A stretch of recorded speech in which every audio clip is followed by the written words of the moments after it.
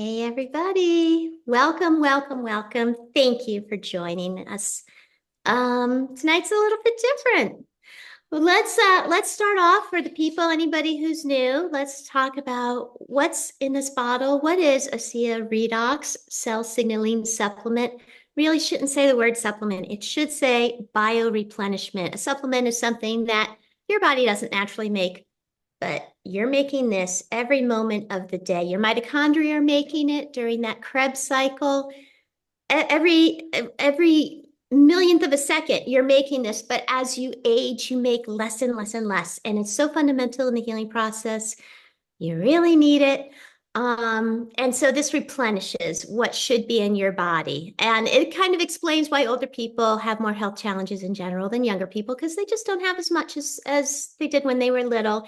And how it works is it helps your cells communicate better. So it amplifies, it clarifies signals between and within your cells. They're just talking to each other better. That way they can detect, repair, replace damaged cells. It's going to boost your antioxidants. It activates that NRF2 pathway, so it reduces inflammation, really detoxes you, really helps with your oxidative stress, turns on genes for your cardiac system, immune system, inflammatory system, digestive system, and hormone modulation. So it just empowers your cells to work better and to heal faster. And every health challenge involves cells. And tonight we're going to talk about my cells. I got a diagnosis on Tuesday, and I always want to be transparent. I always want to just stay in my truth, stand in my power, and especially with my ASEA angels, let you know what's going on. And it all kind of started a few months ago. I believe that my husband has the ability to receive some divine intervention at times. It's never a clear intuitive hit. It always comes in a wacky way. Like, for example, when we were in Vegas a number of years ago during that shooting, and we were a half a block away from all of that chaos and tragedy, and we were inside a building, we were in a mall, all the stores were closing up, it was late at night, and he just stops and he says, I'm not taking another step further. And if we had, we would have been outside with all of that mayhem. But he's like, nope, we're staying in here. We just are. And okay, but what are we going to do? There aren't even chairs to sit in. But sure, we hung out in the middle of some hallway for a couple of hours because that's what he thought we should do. And thank goodness we did. And at some point he's like, okay, now we can go. And we did. And wow, it was chaotic out there. We didn't know what was going on. There sure were a lot of police. And we were like, wow, there's a lot of security. Like that's really nice. Had no clue until 4 o'clock in the morning when everybody from the East Coast was phoning us to make sure that we were alive and well. But anyway, I think something kind of like that happened again a few months ago. He said, I think our health insurance is going to be different next year. His job he's transitioning to something else. And he said, why don't you just go get a checkup? You haven't had one in so long. Why would I need one? I feel so great.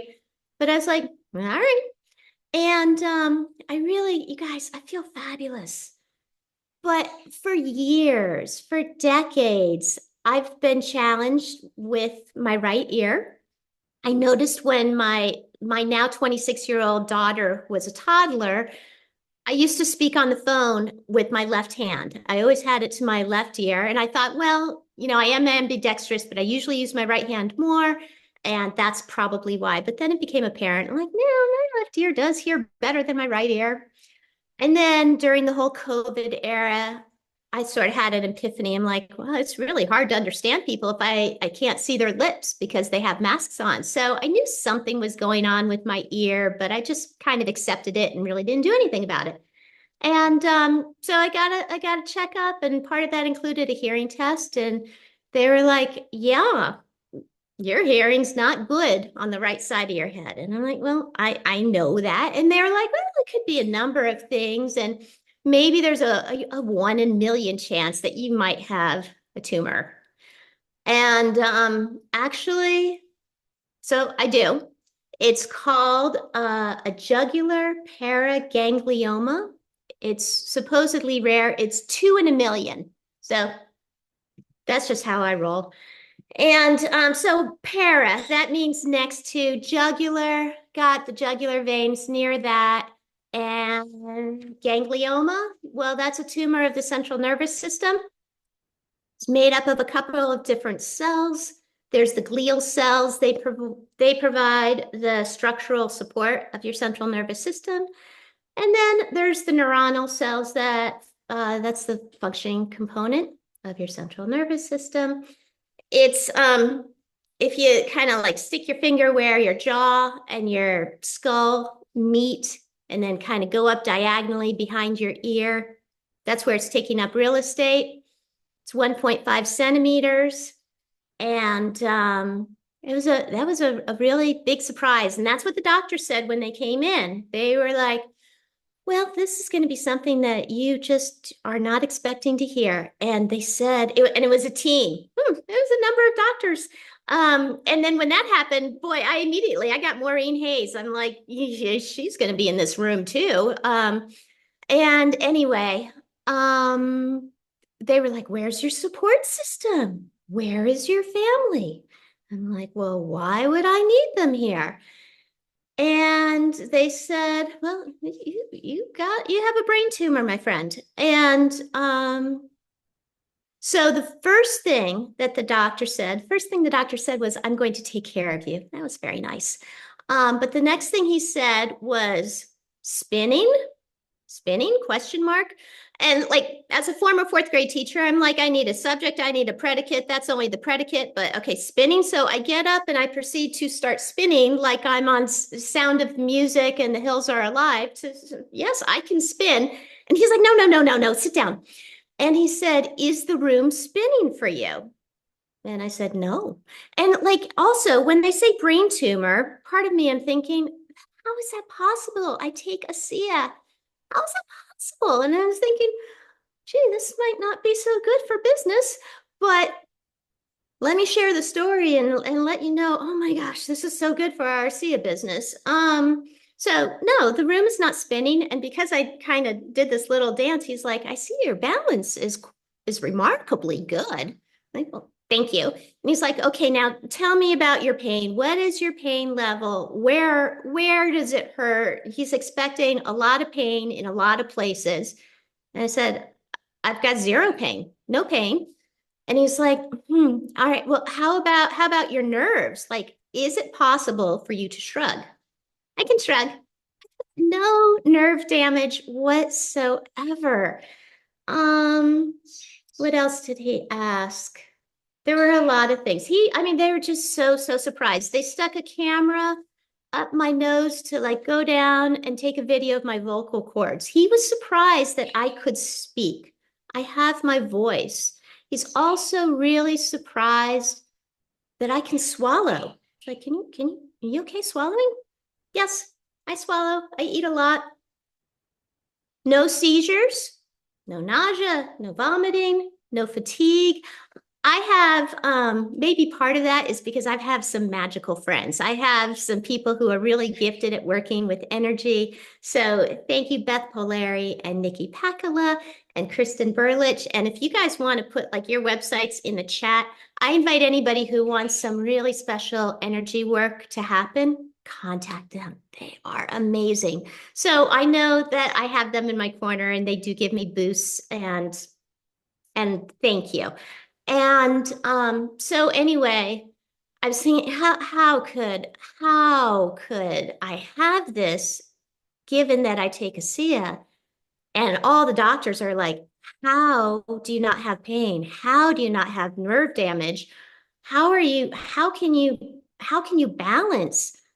How can you, I feel fantastic, you guys. I just feel so good.